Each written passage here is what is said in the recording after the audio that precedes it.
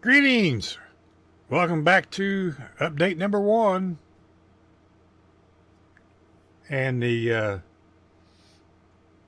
Terry Thacker tribute build hosted by Brian over at Got Fuels Models and Fred Henry over at West Georgia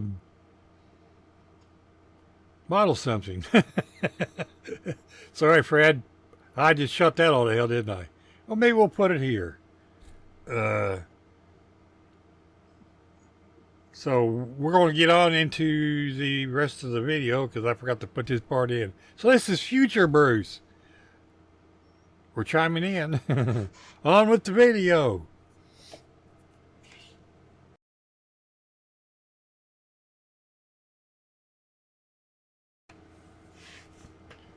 Greetings. Welcome back to the channel. And first update on the Terry Thacker Senior tribute build. We kind of jumped the gun just a little bit the other day, but hey, so we're a couple of days early. Anyway, we're in the deciding fitting stage. We're mocking up things, seeing how things fit, how things don't fit. Some of the things we did to fix things. The hood was having issues of sitting on there right. So we trimmed the pins off here a little bit. Ground down inside here just a little bit. And then it didn't want to fit between the fenders, so we heated it up with our hair dryer. And we squished the sides together a little, and now it fits in there perfectly. It's nice and level across the top, and that part's that. We've got the two engines glued, bodies glued together. We have some of the parts laying out here we're going to be using. We are going to be making the drag car with the bug catchers, so we're going to have the roll cage, and of course there's the radiator.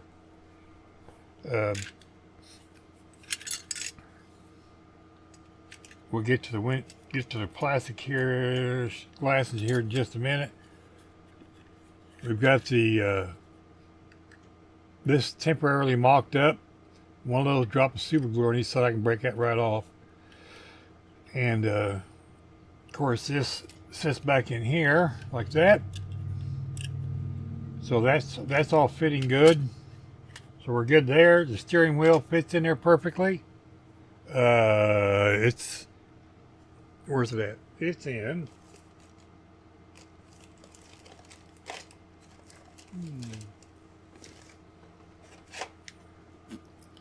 It's in my bottle.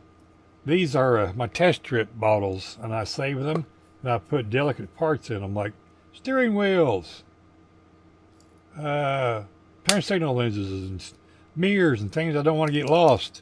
They fit right in here, and they go right in the box.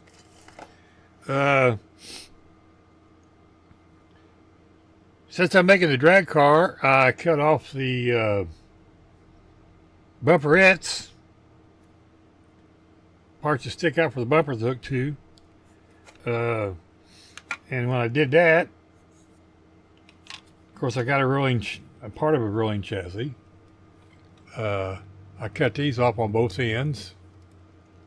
And if you wonder why I'm doing it like this, it's because if I turn loose the wheels, they fall off. The axles aren't long enough, or the wheel backs are, where the axles going are too long. But, whoop. When you cut those off, there is a gap here, and in the front. And as you can see in the front, I filled those gaps in. They're not ground down yet. I put a piece of plastic on the back side here so when I shove those in, they meet up against that. And then when I grind these down, I will take a little bit of my Mr. Green stuff. Oops, can't read upside down. Mr. Green stuff. And I like this. It's pretty cool stuff. And then I can put a little bit of the red Bondo over it and a glazing compound, and then that'll be nice and flush. You won't be able to tell it's there. We glued the plastic nose cone on. That's one we're going to use. We're not using the chrome one. Because we're doing this just like the box stock art.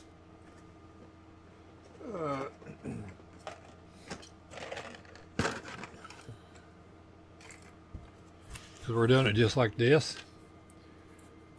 So we will try to accent the chrome around, and then we'll black wash the grill. That's that plan. I was going to use the drag wheels because that's what this is going to be, the drag cart. And they got them nice red walls on there, but they're the squishy hollow tires. Okay, I can live with that. But the rims fall through, just like my finger. And according to the instructions, all 4 pages, there's supposed to be a deep well that goes in here, and there is no deep well. It's just a little shallow ones, and they're just about that thick, about that thick, where they need to be that thick. And I'll have to look through some of my other stuff to see if I have something. So that's why that's doing that. Now, back to this. The back part, when you put that on there, has the big gaps on both sides of here. So what I did was, I went on the back side, and I don't know if you can tell, I put a piece of styrene across there. It sticks out on both sides right here. And as you can see, focus, there's a piece of plastic. Come here, Red. Right here and here that I put on there, and I sanded them down. And the neat part is this makes it lock in because you put it underneath here like this. Let me turn it upside down so I can show you. If you put it on here like this, it locks it in there like that. Ain't that cute? And then when it just folds right over, and that holds the back of the body down. And all you're going to have to do is glue it on this side and this side up here in the front on the 2 points, and your body's on there. Yeah, isn't that nifty? Great idea. Of course, if you leave the bumperetes on it, you can't do that. Yeah, maybe. So as you can tell, when I did that, that filled in this gap right here on both sides. So when I put the plastic filler on it and the Bondo glazing, you'll never know that's there. I did rescribe the trunk. I kind of screwed it up a little bit right in here, but we'll have to put a little filler there. And I redid the doors because the lines were very, very faint. But for the most part, everything is fitting superbly. Oh, looky. This fits right on there like that. and there's no wobbles. I mean, well, that wobbles because it's not glued down yet. But I mean, it sits flat. There's no bouncy. So when it's just sitting on there like that, and it's all glued down, there's not going to be any wobble, which is a first for an AMT kit, if you ask me. The other thing is, we're trying to get a nice young man. I call him my son because his name's Jonathan. I have a Jonathan. To understand that you need to test fit and mock up his stuff before you start painting. I think he'll get it eventually. So the first thing I do with these glasses, these windshields, and when they're put together with all the way across like that, is I cut them off because they're not molded right. Now, with that being said, you hold that. That just fits on there so nicely. The damn wheels aren't right. There we go.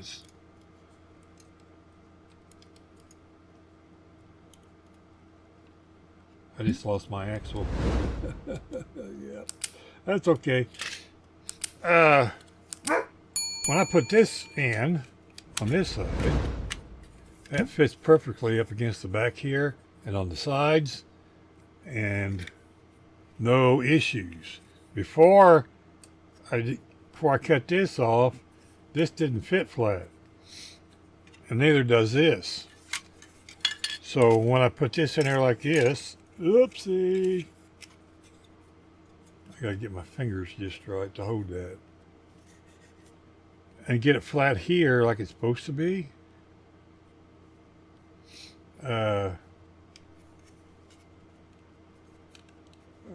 Get it right in a minute, just like that. There was way too many gaps across here. So then I took and draw the black line across here, because when you go put the body in, the bucket in, to fit here, you couldn't get the back end to close up this way because it was hitting the bottom of the windshield on top of the dashboard. And I'm going to show you right there. See the difference that I'm going to have to shave off to make that fit? I mean, if I take and cut this back, it would probably fit behind that. But then that's going to shove this back, and then that's not going to work right. So I opted to do it this way, because this fits right up against here. Where are you at, Red? Fits right up against here perfectly. And there's no gap between between here and the dash. So I've got to sand that much off. And how I'm doing that is I'm using a big piece of 180 grit 3M paper. I just put it on here like this. And I'm just going to sit here and do this number, sand it down to that line. And then when I get it sanded down to that line, then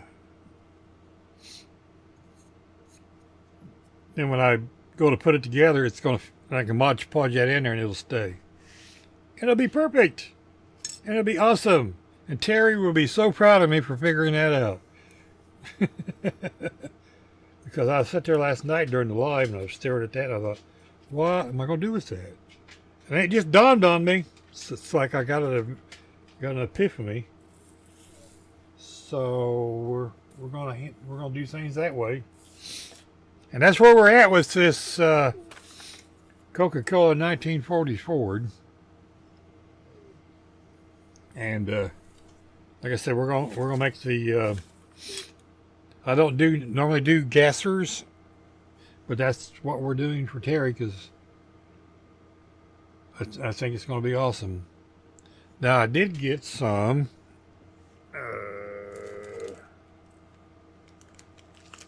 tires and rims from I don't know what I did with them.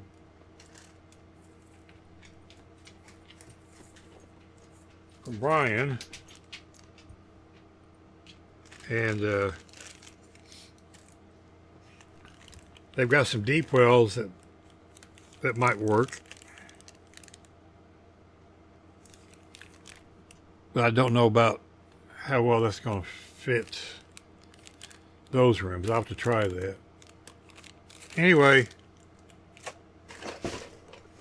maybe those rims will fit 3D printed rims will fit better into the spongy tires. Why they make them damn hollow tires, I don't know. Pennies, I guess. Anyhow, that's my update. We'll catch y'all later. It's been 14 minutes, so everybody complains, oh, it's too long of videos. I don't know. Don't watch them, I guess. Anyhow, they're my videos. I make them the way I like. Remember, be kind to your neighbors. You don't know when you're going to see them again. Save the fingers. And as what's his name says, you build the models your way. For you. Well, that's kind of, everybody says that. So take care. Bye-bye. See you in the next update.